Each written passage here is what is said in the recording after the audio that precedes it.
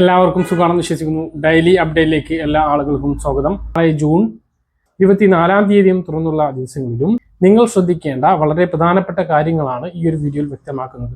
വീഡിയോയുടെ വിശദാംശങ്ങളിലേക്ക് കടക്കുന്ന മുമ്പ് കൂടുതൽ ആളുകളിലേക്ക് ഇൻഫർമേഷൻ എത്താൻ ഷെയർ ചെയ്യുക, ലൈക്ക് ചെയ്യുക, ഫേസ്ബുക്കിലൂടെ കാണുന്ന ആളുകൾ ഫോളോ ചെയ്യുക. വീഡിയോയുടെ വിശദമായ വിവരങ്ങളിലേക്ക് വരാം. സംസ്ഥാനത്ത് മുഹറം അവധിയിൽ മാറ്റമില്ല. സംസ്ഥാനത്തെ അവധി കലണ്ടർ പ്രകാരം തന്നെ മുഹറം അവധി വെള്ളിയാഴ്ച തുടരും. വ്യാഴാഴ്ചയാണ് മാസപ്പിറവിയുടെ അടിസ്ഥാനത്തിൽ മുഹറം 10 വരുന്നത്. എന്നാൽ അന്ന് പ്രവൃത്തി ദിവസമായിരിക്കും.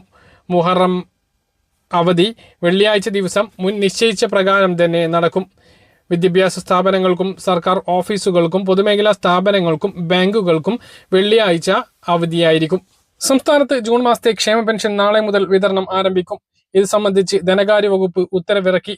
അടുത്ത മാസം 3-നകം കയ്യിലും വിതരണം പൂർത്തിയാക്കും. നാളെ വൈകുന്നേരത്തോടുകൂടി ബാങ്ക് അക്കൗണ്ടുകളിലേക്ക് തുക ക്രെഡിറ്റ് ആകും.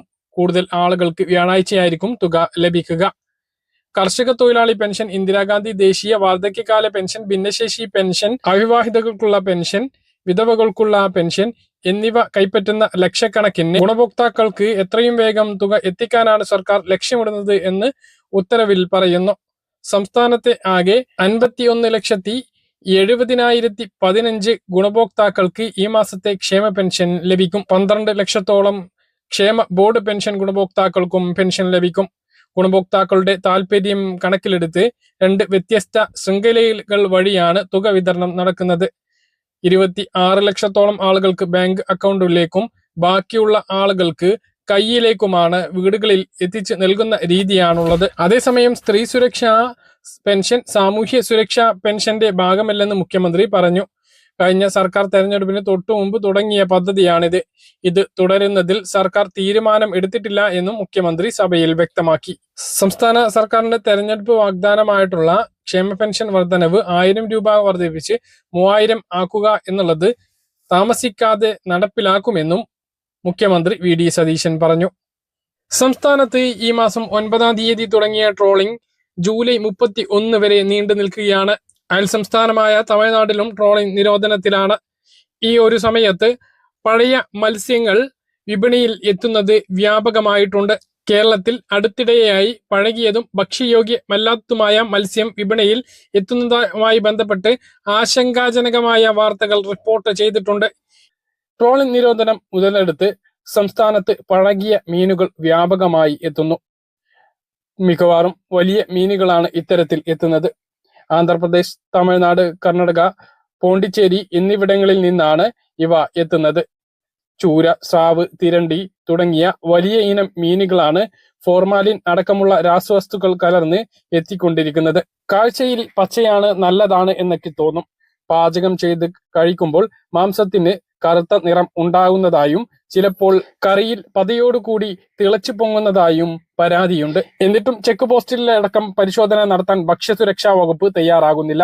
റോഡ് മാർഗം എത്തുന്നതിന്റെ 4 ഇരട്ടി മത്സ്യം ട്രെയിൻ വഴിയും എത്തുന്നുണ്ട്. റെയിൽവേ സ്റ്റേഷനുകളിൽ പരിശോധന നടത്താൻ ഭക്ഷ്യസുരക്ഷാ വകുപ്പിന് അധികാരവും ഇല്ല. മിനി ലോറികളിലാണ് മിക്കവാറും ഇത്തരം മത്സ്യങ്ങൾ വരുന്നത്. ഇവയെല്ലാം മറച്ചുകെട്ടി മൂടിക്കെട്ടിയാണ് വരുന്നത്.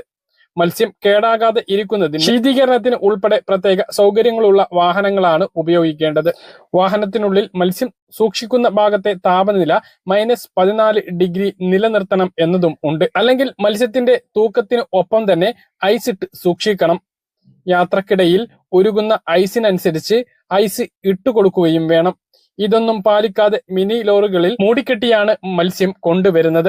കഴിഞ്ഞ ആഴ്ചകളിൽ മത്സ്യം പിടിച്ചെടുത്ത് നശിപ്പിക്കുന്നതടക്കമുള്ള നടപടികൾ ഒറ്റപ്പെട്ടതാണെങ്കിലും ഉണ്ടായി എന്നുള്ളത് ആശ്വാസമാണ്. എന്നാൽ പരമ്പരാഗത മത്സ്യബന്ധന തോണി തൊഴിലാളികൾക്ക് ഇപ്പോൾ കൃത്യമായിട്ട് മത്സ്യം ലഭിക്കുന്നുണ്ട്. വലിയ വിലയാണ് എങ്കിലും നല്ല മത്സ്യങ്ങൾ തന്നെയാണ് ലഭിക്കുന്നത്. പ്രത്യേകിച്ച് നത്തോലി, മത്തി തുടങ്ങിയ ചെറിയ മീനുകൾ, നല്ല മീനുകൾ വരുന്നുമുണ്ട്. ഇവയെല്ലാം കേരളത്തിൽ നിന്നുള്ള മീനുകൾ തന്നെയാണ്. എന്തായാലും മീൻ വാങ്ങുമ്പോഴും അത് ഫ്രിഡ്ജിൽ സൂക്ഷിക്കുമ്പോഴും പാചകം ചെയ്ത് കഴിക്കുമ്പോഴും നമ്മൾ ശ്രദ്ധിക്കേണ്ട വളരെ പ്രധാനപ്പെട്ട ചില കാര്യങ്ങളാണ് ഈ ഒരു വീഡിയോയിൽ വ്യക്തമാക്കുന്നത്. ഇക്കാര്യങ്ങൾ ശ്രദ്ധിച്ചിട്ടില്ല എങ്കിൽ നമുക്ക് വലിയ പ്രത്യാഘാതങ്ങൾ ഉണ്ടാകും. കരളിനെയും വൃക്കയെയും ബാധിക്കുകയും ക്യാൻസർ ഉൾപ്പെടെയുള്ള രോഗങ്ങൾ ഉണ്ടാവുകയും ചെയ്യും. കാഴ്ചശക്തിയെയും ഇത് ബാധിക്കുകയും ചെയ്യും. അതുകൊണ്ട് തന്നെ ഇനി പറയുന്ന കാര്യങ്ങൾ നിങ്ങളെല്ലാം ശ്രദ്ധിക്കണം. കൂടുതൽ ആളുകളിലേക്ക് ഷെയർ ചെയ്യുകയും വേണം. ഏറ്റവും കൂടുതൽ പോഷകമൂല്യമുള്ള ഭക്ഷണ വിഭാഗത്തിൽ പ്രധാനമാണ് മത്സ്യ വിഭവങ്ങൾ. വിറ്റാമിനുകളും ധാതുലവണങ്ങളും അതിലുപരി കൊഴുപ്പുകളെല്ലാം മൂല്യമേറിയതും എളുപ്പത്തിൽ ദഹിക്കുന്ന പ്രോട്ടീനുകളാലും സമ്പുഷ്ടമാണ്. എന്നിരുന്നാലും പെട്ടെന്ന് കേടാവുന്ന ഭക്ഷണ വിഭവം കൂടിയാണ് മത്സ്യം. അതുകൊണ്ട് തന്നെ കേടായ മത്സ്യം എങ്ങനെ തിരിച്ചറിയാം എന്നതും പ്രധാനമാണ്. അതുമാത്രമല്ല, നമ്മൾ വാങ്ങി ഉപയോഗിക്കുന്ന മത്സ്യങ്ങൾ, ഫ്രിഡ്ജിൽ സൂക്ഷിക്കുന്ന മത്സ്യങ്ങൾ, അത് ആരോഗ്യപരമായി എങ്ങനെ ഉപയോഗിക്കാം എന്നുള്ളതും പ്രധാനമായ ഘടകങ്ങളാണ്. ചികളപ്പൂക്കളുടെയും കണ്ണിന്റെയും നിറവ്യത്യാസം, മീനിന്റെ തൊലിപ്പുറത്തെ മിനുമിനുപ്പ് നഷ്ടപ്പെടുക, ദുർഗന്ധത്തോടു കൂടിയുള്ള ശ്ലേഷ്മ ദ്രാവകം തൊലിപ്പുറത്ത് പ്രത്യക്ഷപ്പെടുക, മീനിന്റെ മാംസത്തിലുള്ള നിറവ്യത്യാസം ഉണ്ടാവുകയും സ്വതാര്യത നഷ്ടപ്പെടുകയും ചെയ്യുക, ഇലാസ്റ്റികത നഷ്ടപ്പെട്ട് കൂടുതൽ മൃദുലവും മാംസപാളികൾ അടർന്ന് മാറുകയും ചെയ്യുക, മത്സ്യത്തിന്റെ തനതായ ഗന്ധത്തിന് പകരം ദുർഗന്ധം ഉണ്ടാവുക എന്നിവ കേടായ മത്സ്യത്തിന്റെ ലക്ഷണങ്ങളാണ്. അതുകൊണ്ട് തന്നെ മത്സ്യം വാങ്ങാൻ പോകുന്ന ആളുകൾ ശ്രദ്ധിക്കേണ്ട കുറച്ച് കാര്യങ്ങളാണ് ഇനി പറയുന്നത്. മത്സ്യം വിരലുകൊണ്ട് അമർത്തിയാൽ മാംസം താഴ്ന്നു പോകുന്നുണ്ട് എങ്കിൽ അത് കേടായ മത്സ്യമാണ്. പഴകാത്ത മത്സ്യത്തിന്റെ മാംസം ഉറപ്പുള്ളതായിരിക്കും. അതുകൊണ്ട് ഇത്തരം മത്സ്യം വാങ്ങുന്നത് ഒഴിവാക്കുക. കേടായ മത്സ്യത്തിന്റെ കണ്ണുകൾ വെള്ള പാടയുണ്ടാവുകയും അവ കുഴിഞ്ഞിരിക്കുകയും ചെയ്യും. കേടാവാത്ത മത്സ്യത്തിന്റെ കണ്ണ് തിളങ്ങുന്നതായിരിക്കും. അതുപോലെ നല്ല മത്സ്യത്തിന്റെ ചികളപ്പൂക്കൾ ചുവന്ന നിറത്തിലായിരിക്കും. എന്നാൽ കേടായ മത്സ്യത്തിന്റെ ചികളപ്പൂക്കൾ ബ്രൗൺ നിറത്തിലായിരിക്കും. മത്സ്യം വൃത്തിയാക്കുന്ന സമയത്ത് ചുവന്ന നിറത്തിലുള്ള രക്തം കാണുന്നുണ്ട് എങ്കിൽ അവ ഫ്രഷ് മത്സ്യമാണ്. പഴകിയ മത്സ്യങ്ങൾക്ക് അതുണ്ടാവുകയില്ല. മത്സ്യം വാങ്ങുന്ന സമയത്ത് അഴുകാത്തതും പുതുമ നഷ്ടപ്പെടാത്തതുമായ മത്സ്യമേ വാങ്ങാവൂ. വാങ്ങുന്ന മത്സ്യം എത്രയും വേഗം വൃത്തിയാക്കാൻ വേണ്ടി ശ്രദ്ധിക്കണം. വൃത്തിയാക്കിയ മത്സ്യം സൂക്ഷിച്ചു വെക്കുകയാണ് എങ്കിൽ ശീതീകരിച്ച മത്സ്യം സൂക്ഷിക്കാവൂ. ഫ്രിഡ്ജ് ഉപയോഗിക്കുകയാണ് എങ്കിൽ 15 മുതൽ 20 ഡിഗ്രി സെൽഷ്യസ് വരെ താപനിലയിൽ സൂക്ഷിക്കാവുന്നതാണ്. മത്സ്യം കേടാവാതിരിക്കാൻ ഐസ് ഉപയോഗിക്കുകയാണ് എങ്കിൽ 1-2 ഡിഗ്രി താപനിലയിൽ സൂക്ഷിക്കേണ്ടതുണ്ട്. മത്സ്യത്തിന്റെ കുടലിലും ചെകിളപ്പൂക്കളിലും തൊലിപ്പുറത്തും സൂക്ഷ്മ ജീവികളുണ്ട്. മത്സ്യത്തിന്റെ ജീവൻ നഷ്ടപ്പെട്ടു കഴിഞ്ഞാൽ ഈ സൂക്ഷ്മജീവികൾ പെരുകി അവ പെട്ടെന്ന് അഴുകാൻ തുടങ്ങും. അതുകൊണ്ട് തന്നെ എത്രയും വേഗം മത്സ്യത്തിന്റെ ചികളപ്പൂക്കൾ, കുടൽ അടക്കമുള്ള ആന്തരിക അവയവങ്ങൾ കളഞ്ഞു കഴുകി വൃത്തിയാക്കണം. മത്സ്യം ഫ്രിഡ്ജിൽ സൂക്ഷിക്കുകയാണ് എങ്കിൽ ഈ കാര്യം ചെയ്തതിനു ശേഷം സൂക്ഷിക്കുക. ഒരു ദിവസത്തിൽ കൂടുതൽ സൂക്ഷിക്കുന്ന മത്സ്യം ഫ്രീസറിൽ മാത്രമേ സൂക്ഷിക്കാവൂ. ഫ്രീസറിൽ സൂക്ഷിക്കുന്ന മത്സ്യം മേൽപ്പറഞ്ഞ രൂപത്തിൽ വൃത്തിയാക്കിയതിനു ശേഷം ഒരു പ്ലാസ്റ്റിക് പാത്രത്തിൽ വെള്ളം നിറച്ച് അതിലിട്ട് വേണം സൂക്ഷിക്കാൻ. ഇങ്ങനെ ചെയ്യുന്നത് വഴി മത്സ്യം അന്തരീക്ഷ വായുവുമായി പ്രവർത്തിച്ചിട്ടുണ്ടാവുന്ന ഓക്സീകരണം തടയാനാകും. ആ കാരണം കൊണ്ട് തന്നെ കാറൽ മണവും ചുവവ്യത്യാസവും നിറവ്യത്യാസവും ഉണ്ടാകുന്നതും തടയാൻ കഴിയും. ഇങ്ങനെ സംരക്ഷിക്കുകയാണ് എങ്കിൽ മത്സ്യം ഒരാഴ്ചയോളം കേടുകൂടാതെ ഫ്രിഡ്ജിൽ സൂക്ഷിക്കാനാകും.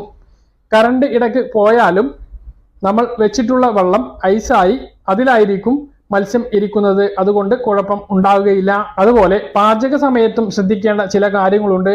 മത്സ്യം പാചകം ചെയ്യാൻ രുചിക്കൂട്ടുകൾ ഉപയോഗിക്കുമ്പോൾ മസാലക്കൂട്ടുകൾ മഞ്ഞൾ, മല്ലി, മുളക്, ഉപ്പ്, പുളി, കുടംപുളി, വെളുത്തുള്ളി, ഉള്ളി, ഇഞ്ചി മുതലായവക്ക് മത്സ്യത്തിന്റെ ഗുണനിലവാരം നഷ്ടപ്പെടാതെ സൂക്ഷിക്കാനുള്ള കഴിവുണ്ട്. മത്സ്യം വൃത്തിയാക്കിയ ശേഷം ഈ ചേരുവകൾ കുഴച്ച ശേഷം ഫ്രിഡ്ജിൽ സൂക്ഷിക്കുകയാണ് എങ്കിൽ ഗുണനിലവാരം താരതമ്യേന കൂടുതൽ കാലം സൂക്ഷിക്കാനാകും. നന്നായി കുടംപുളിയും മസാലകളും ചേർത്ത് പാചകം ചെയ്യുന്ന മത്സ്യം സ്വാഭാവികമായ അന്തരീക്ഷത്തിൽ 2 ദിവസം വരെ കേടാവാതെ സൂക്ഷിക്കാൻ കഴിയും. മത്സ്യം എണ്ണയിൽ വറുത്തു കഴിയുമ്പോൾ അതിലുള്ള അപൂരിത കൊഴുപ്പുകളുടെ ഔഷധ മൂല്യങ്ങളും പോഷക മൂല്യങ്ങളും നഷ്ടപ്പെടും. അതിനാൽ മത്സ്യം കറിവെച്ച് കഴിക്കുന്നതാണ് എപ്പോഴും നല്ലത്. മത്സ്യം പാചകം ചെയ്യുമ്പോൾ എപ്പോഴും അടച്ചു വെച്ച് പാചകം ചെയ്യാൻ വേണ്ടി ശ്രദ്ധിക്കണം. താരതമ്യേന മറ്റു മാംസങ്ങളെക്കാൾ മത്സ്യം മൃദുവായതിനാൽ വളരെ പെട്ടെന്ന് പാചകം ചെയ്തു തീർക്കാനാകും. മത്സ്യ വിഭവങ്ങൾ തിളച്ചതിനു ശേഷം 2-3 മിനിറ്റ് മാത്രം വേവിച്ചാൽ മതിയാകും. കൂടുതൽ സമയം പാചകം ചെയ്യുന്നത് മത്സ്യ വിഭവങ്ങളുടെ ഗുണമേന്മ നഷ്ടപ്പെടാൻ കാരണമാകും. പാചകശേഷം ഭക്ഷണം അടച്ചു വെച്ച് സൂക്ഷിക്കുക. അന്തരീക്ഷ ഊഷ്മാവിൽ സൂക്ഷിക്കുകയാണ് എങ്കിൽ 3-4 മണിക്കൂറിനുള്ളിൽ തന്നെ ഇത് ഉപയോഗിക്കുന്നതാണ് നല്ലത്. കൂടുതൽ നേരം സൂക്ഷിക്കുകയാണ് എങ്കിൽ ഫ്രിഡ്ജിൽ വെക്കുന്നതാണ് സുരക്ഷിതം. സൂക്ഷിച്ചു വെക്കുന്ന ഭക്ഷണ പദാർത്ഥങ്ങൾ പാചകത്തിന് ശേഷം ചൂടാറുന്നതിന് മുമ്പ് തന്നെ വൃത്തിയുള്ള മറ്റൊരു പാത്രത്തിലേക്ക് മാറ്റി അടച്ചു വെക്കണം. തണുത്തതിന് ശേഷം ഫ്രിഡ്ജിലേക്ക് മാറ്റുന്നതാണ് നല്ലത്. ഫ്രിഡ്ജിൽ വെക്കുന്ന ഭക്ഷണ പദാർത്ഥങ്ങൾ 2-3 ദിവസത്തിനുള്ളിൽ ഉപയോഗിച്ച് തീർക്കുന്നതാണ് നല്ലത്. ഫ്രിഡ്ജിൽ വെച്ച ഭക്ഷണം ചൂടാക്കി മാത്രം ഉപയോഗിക്കുക. ഒരിക്കൽ ഫ്രിഡ്ജിൽ നിന്നും എടുത്ത് ചൂടാക്കിയ ഭക്ഷണം വീണ്ടും സൂക്ഷിച്ചു വെക്കാതെ അപ്പോൾ തന്നെ ഉപയോഗിച്ച് തീർക്കുക. സംസ്ഥാനത്ത് ഇന്ന് സ്വർണ്ണവില 2 പ്രാവശ്യം കുറഞ്ഞു.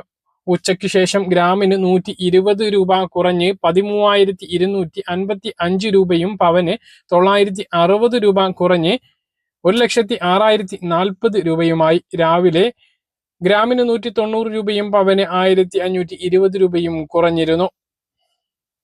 പറഞ്ഞ കാര്യങ്ങൾ കൃത്യമായിട്ട് മനസ്സിലാണെന്ന് കരുതുന്നു. ഇതുപോലുള്ള ഇൻഫർമേഷനുകൾക്ക് ഫോളോ ചെയ്യുക, സബ്സ്ക്രൈബ് ചെയ്യുക. മറ്റൊരു വീഡിയോയുമായി നമുക്ക് കാണാം. ബൈ.